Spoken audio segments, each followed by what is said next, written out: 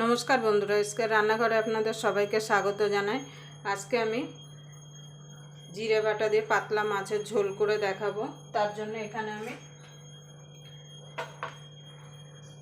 জ্যান্ত মাছ নিয়ে নিয়েছি। আপনারা জ্যান্ত যে কোনো মাছ দিয়ে করতে পারেন, কিংবা কাতলা রুই দিয়েও এই মাছের ঝোলটা করতে পারেন।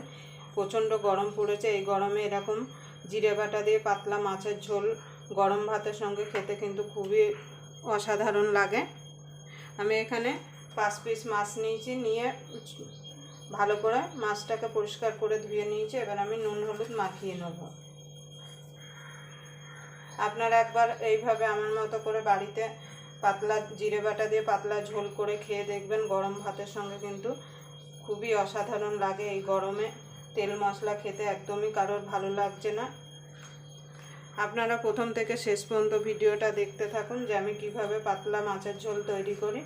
আশা করছি আপনাদের ভালো লাগবে। যদি ভালো লেগে থাকে তাহলে অবশ্যই একটা লাইক করবেন। আর যারা আমার চ্যানেলটা এখনও সাবস্ক্রাইবার করেননি, প্লিজ সাবস্ক্রাইবার করে নেবেন। আর পাশের বেল আইকনটি অবশ্যই বাজিয়ে দেবেন, আমি যখন নিত্য নতুন রেসিপি আপলোড করব সবার আগে পাওয়ার জন্য। আমি নুন হলুদ মাখিয়ে মাছটাকে 10 থেকে 15 মিনিট রেখে দেবো, যাতে মাছের ভিতরে নুন হলুদটা ভালোভাবে ঢুকে যেতে পারে।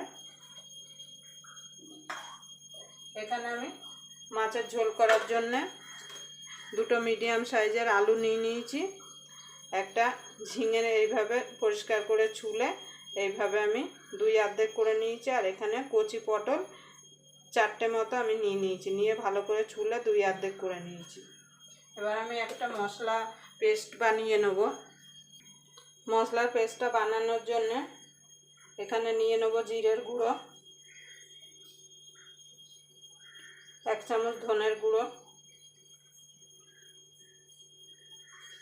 1/2 চামচের থেকে একটু বেশি হলুদ, আর এখানে নিয়ে নেব রঙের জন্য কাশ্মীরি লঙ্কার গুঁড়ো। এখানে আমি কাঁচা লঙ্কা দিয়ে ঝোলটা করব, আমি শুধু রঙের জন্য কাশ্মীরি লঙ্কার গুঁড়োটা দিচ্ছি। আপনারা চাইলে এখানে নর্মাল লঙ্কার গুঁড়োটাও অ্যাড করতে পারেন। এবার জল দিয়ে একটা ঘোল বানিয়ে রাখবো। আপনারা চাইলে জিরেটা ধনেটা পাটায় বেটেও আপনারা মাছের ঝোলে দিতে পারেন, তাতে স্বাদটা আরও দ্বিগুণ বেড়ে যাবে। এবার এটাকে আমি সাইডে রেখে দেবো। এবার আমি মাছ ভাজার জন্য গ্যাসটা ধরিয়ে দেবো, দিয়ে একটা কড়াই বসিয়ে দেবো। এবার কড়াইটা গরম হওয়া পর্যন্ত অপেক্ষা করব। দেখুন বন্ধুরা, আমার তেলটা গরম হয়ে গেছে। এবার আমি মাছটা ভেজে নেব।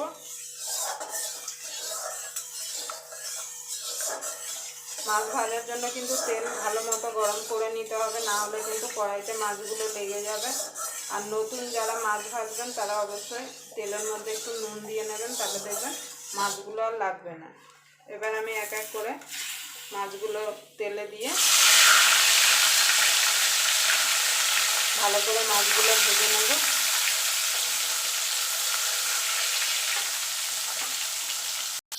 দেখুন বন্ধুরা, আমার মাছগুলো ভাজা হয়ে গেছে। এবার আমি এই মাছগুলো তুলে নেব।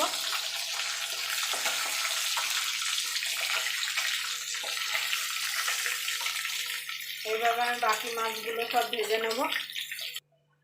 দেখুন বন্ধুরা, মাছগুলো সব ভেজে আমি তুলে নিয়েছি। এবার আমি এই তেলে পটলটা ভেজে নেব। কোনো পটল ভাজলে তেল কালো হয়ে যায়, এই জন্য আমি অল্প তেলে পটলটা ভেজে তুলে নেব।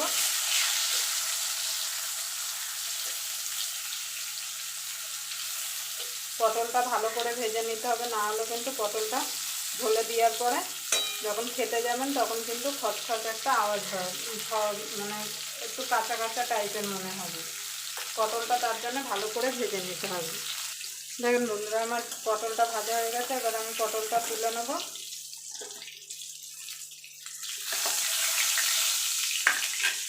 এবার আমি বাকি রান্নাটা এই কড়াইতেই করবো, তার জন্য এর মধ্যে অল্প একটু তেল দিয়ে দেবো, খুব বেশি তেল দেবো না।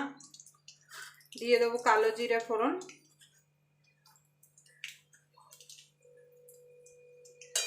ফোড়নটা একটু ভাজা ভাজা হয়ে গেলে 2টা কাঁচা লঙ্কা দিয়ে দেবো।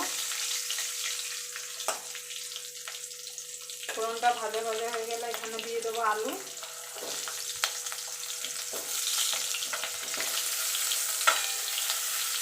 আলুটা একটুখানি তেলের সঙ্গে ভালো করে নাড়াচাড়া করে নেবো, যাতে আলুটা একটুখানি ভাজা ভাজা হয়ে যায়। আলুটা একটু ভাজা ভাজা হয়ে গেছে, এবার দিয়ে দেবো আমি ঝিঙেটা।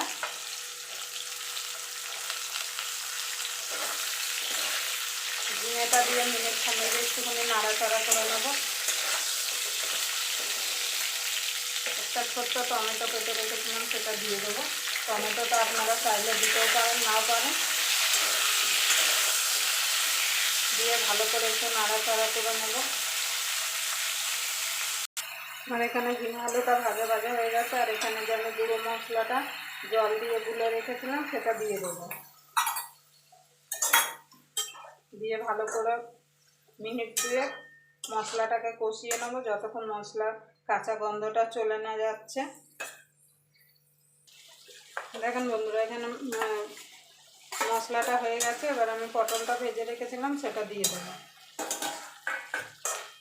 দিয়ে একটু ভালো করে নাড়াচাড়া করে নেবো, যাতে পটলের ভিতরে সব মশলাগুলো ঢুকে যেতে পারে।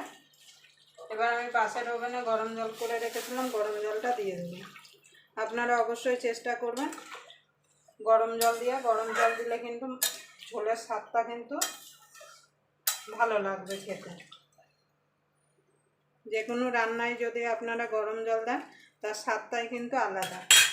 ঝোলটা আপনারা বুঝে শুনে দেবেন। এখানে যেহেতু আমি একটু ঝোল রাখবো, তার জন্য আমি এখানে ঝোলটা বেশি দিলাম। এবার আমি ঢাকা দিয়ে এটাকে ফুটতে দেবো মিনিট খানিক।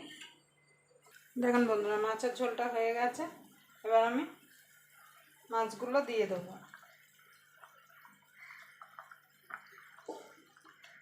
আমি অল্প করে লবণ দিয়েছিলাম, তখন আমার ভিডিওটা বন্ধ হয়ে গেছিলো বলে আপনাদের সঙ্গে শেয়ার করতে পারিনি।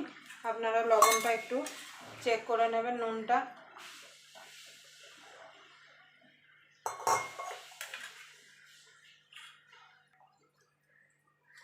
অল্প লবণ লাগবে। আপনারা এইভাবে একবার বাড়িতে পাতলা মাছের ঝোল করে খেয়ে দেখবেন। এই গরমে গরম ভাতের সঙ্গে খেতে কিন্তু অসাধারণ লাগবে। এবার মাছটা দিয়ে মিনিট খানিক ফুটিয়ে নিলে আমার মাছের ঝোলটা রেডি হয়ে যাবে।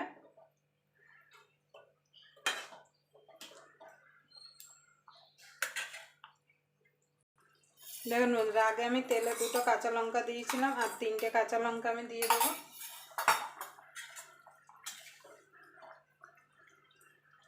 আমার মাছের ঝোলটা রেডি হয়ে গেছে। এবার আমি নামিয়ে দেবো। আবার আপনাদের সঙ্গে কোনো নতুন রেসিপি নিয়ে দেখা হবে। ততক্ষণ পর্যন্ত আপনারা ভালো থাকবেন, সুস্থ থাকবেন।